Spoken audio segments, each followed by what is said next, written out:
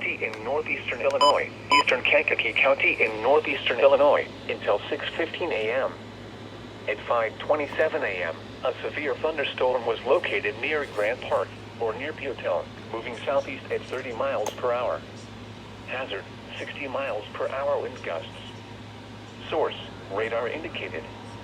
Impact, expect damage to roof, siding, and trees.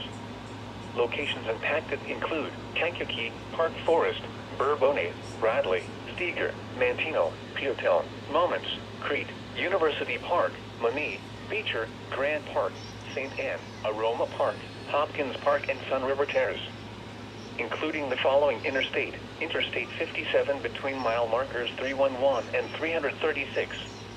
This includes Governor State University and Will County Fairgrounds. For your protection, move to an interior room on the lowest floor of a building. Torrential rainfall is occurring with this storm and may lead to flash flooding.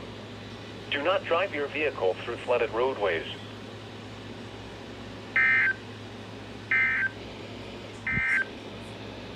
The following is a special marine